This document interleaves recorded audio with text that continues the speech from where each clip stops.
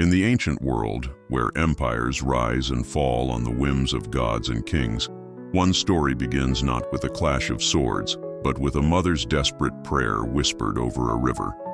This is the story of a man whose life was saved by water, defined by a burning bush, and destined to part the sea.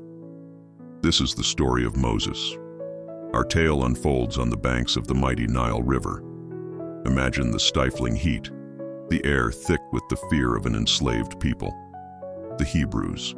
A cruel pharaoh, haunted by a prophecy of a deliverer born among his slaves, has decreed an unspeakable horror. All newborn Hebrew boys must be cast into the river.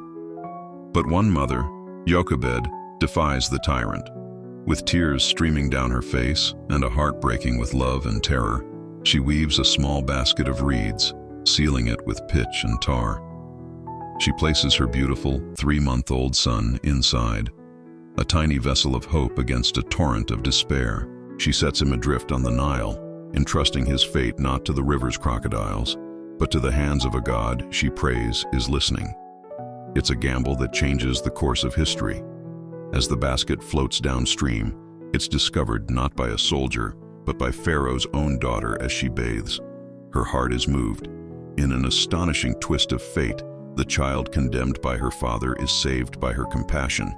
She names him Moses, meaning to draw out, for she drew him from the water. And so, the boy who was meant to die grows up as a prince of Egypt, clothed in fine linen, educated in the arts and sciences of the world's greatest empire.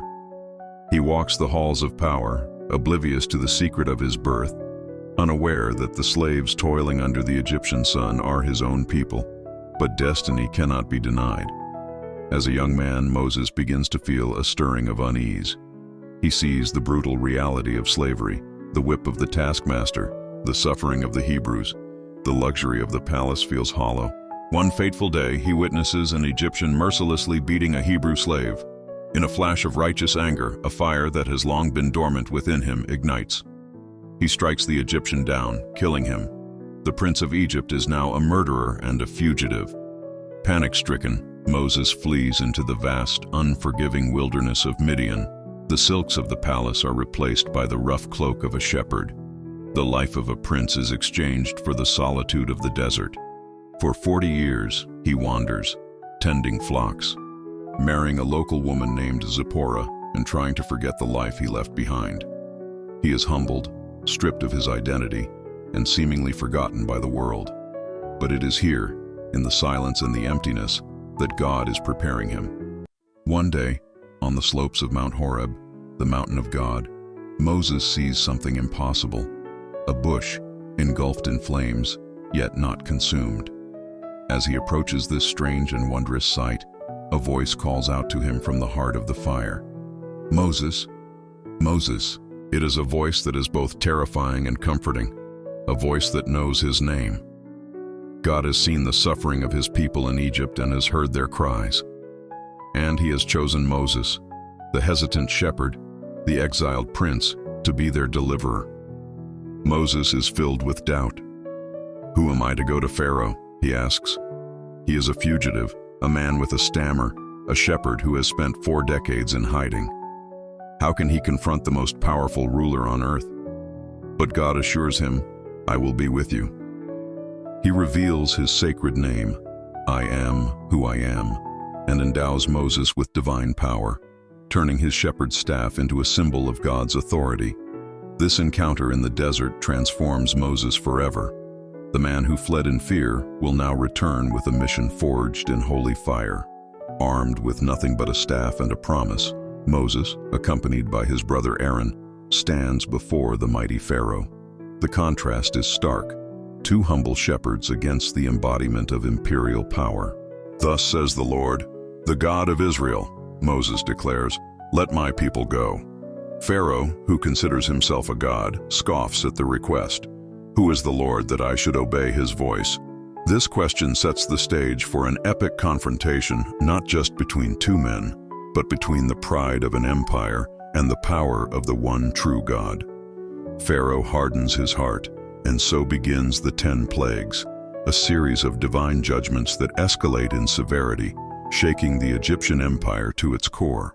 The Nile, the source of Egypt's life, turns to blood. Frogs, gnats, and flies swarm the land. Livestock perish, boils afflict the people, and hail of fire and ice rains from the sky. Locusts devour every green thing, and a profound darkness smothers the light for 3 days, a darkness that could be felt.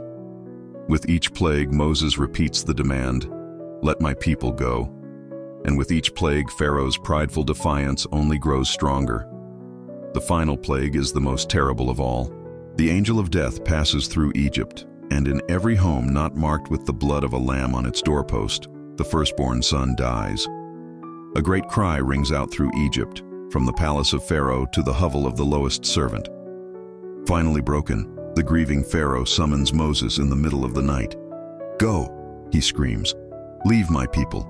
The Hebrews, after 430 years of bondage, are free. They plunder their former masters and march out of Egypt, not as scattered slaves, but as a unified nation, guided by a pillar of cloud by day and a pillar of fire by night. But their ordeal is not over. As the Israelites reach the shores of the Red Sea, their songs of liberation turn to cries of terror. Behind them, Pharaoh, his grief turned to rage, has changed his mind. The dust cloud on the horizon is his army, chariots and horsemen in hot pursuit, intent on dragging them back to slavery. They are trapped, mountains on one side, the sea before them, and an army of vengeance at their back.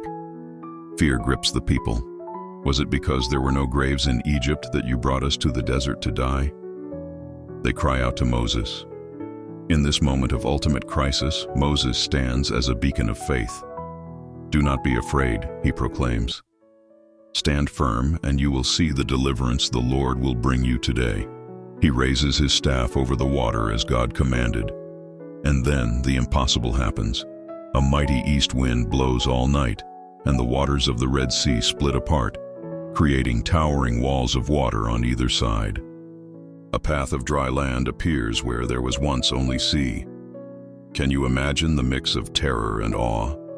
Walking on the seabed, with liquid walls held back by an unseen hand, the path to freedom illuminated by the pillar of fire. The Israelites walk through the sea, from bondage to liberty. When the last one has crossed, the Egyptian army charges in after them. Moses once again stretches out his hand, and the walls of water collapse, swallowing Pharaoh's entire army. On the far shore, the Israelites watch as their deliverance is made complete. They are truly free. The journey's end was not the sea, but a promise. 40 years they would wander the desert, being forged into a nation under God's law. Moses would lead them, guide them, and intercede for them. He would climb the mountain once more to receive the 10 Commandments, the moral foundation for generations to come.